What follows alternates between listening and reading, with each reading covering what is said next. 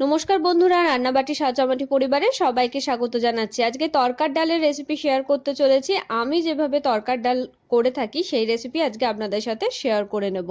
প্রথমে একটা বাটিতে আমি 2 টেবিল স্পুন মুগের ডাল, 2 টেবিল স্পুন মসুর ডাল আর 1 টেবিল স্পুন ছোলার ডাল নিচ্ছি। 4 টেবিল স্পুন নেব অড়হর ডাল বা যেটাকে তুর ডাল বলে। এবার এই ডালটা ভালো করে 2 থেকে 3 বার মতো আমি ধুয়ে নেব।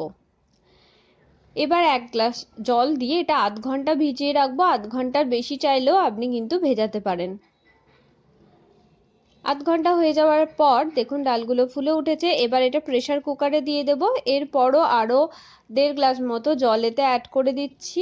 প্রয়োজন মতো নুন দিয়ে দিচ্ছি আর অল্প একটু হলুদ দিয়ে দিচ্ছি, হাফ চামচ মতো। এবার এটা 2টো সিটি দেবো মিডিয়াম আছে। এদিকে একটা কড়া গরম করে নিয়ে আমি 1 টেবিল স্পুন দিয়ে দিচ্ছি সর্ষের তেল। তেল গরম হয়ে গেলে আমি মিডিয়াম সাইজের পেঁয়াজ একটা চপ করে রাখা সেটা এখানে দিয়ে দিচ্ছি কেটে। পেঁয়াজটা একটু লাল লাল করে ভাজা হয়ে গেলে একটা মিডিয়াম সাইজের টমেটো চপ কড়াইতে দিয়ে দেবো। টমেটোটাও একটু ভেজে নেব।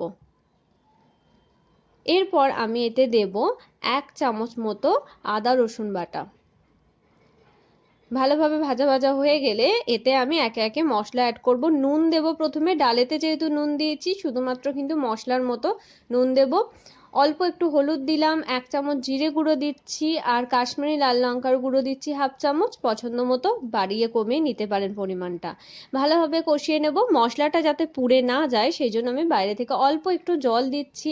দিয়ে ভালো করে নেড়ে নিয়ে 1 মিনিট আমি এটা ঢাকা দিয়ে রেখে দেবো।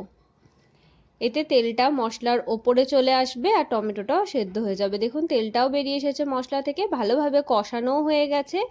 এবার আমি এতে যে ডালটা সেদ্ধ করেছিলাম সেই ডালটা এখানে অ্যাড করে নেব। ডালের যদি জল আরও দিতে চান দিতে পারেন, থিকনেসটা আপনাদের পছন্দ অনুযায়ী বাড়িয়ে কমিয়ে নিতে পারেন।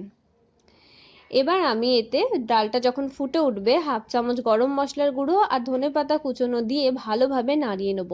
ডালটা এমনভাবেই সেদ্ধ হয়েছে যে ছোলার ডালটা সেদ্ধ হয়েছে কিন্তু গলে যায়নি, অড়হর ডালটা আর একটু গলে গেছে তবুও দেখা যাচ্ছে, আর মুগের ডাল মসুর ডাল একদমই গলে গেছে। এবার তড়কা লাগানোর পালা। তড়কা লাগানোর জন্য তড়কা প্যানে 2 চামচ আমি ঘি দিয়ে দিচ্ছি। এটা যে কোনো কড়াতে যে কোনো পাত্রে তড়কাটা বানাতে পারেন। 1 চামচ দিয়ে দিচ্ছি জিরে, একটা শুকনো তেজপাতাকে আমি এখানে দিচ্ছি আর শুকনো লঙ্কাও একটা আমি কেটে দিয়ে দিচ্ছি। এবার 2 পিঞ্চ মতো হিং দিচ্ছি। 2টো রসুনের কোয়া আমি ভালো করে চপড করে নিয়েছি সেটা দিচ্ছি। এবার এগুলো ক্রিস্পি করে ভাজতে হবে। যখন এগুলো লাল লাল হয়ে যাবে, ক্রিস্পি হয়ে যাবে, তখন সঙ্গে সঙ্গে ওভেনটা অফ করে দিয়ে ডালেতে এই তড়কাটা দিয়ে দিতে হবে। দেখুন ঠিক এইরকম আওয়াজ হবে আর সঙ্গে সঙ্গে কিন্তু কভার করে দেবেন। আমি দেখানোর জন্য এটা ওপেন রেখেছি, তা যদি চাপা দিয়ে দেন তাহলে কিন্তু এর স্মেলটা বজায় থাকে। খুব সুন্দর খেতে হয় আর গন্ধও হয় দারুণ। তৈরি হয়ে গেছে ডাল তড়কা।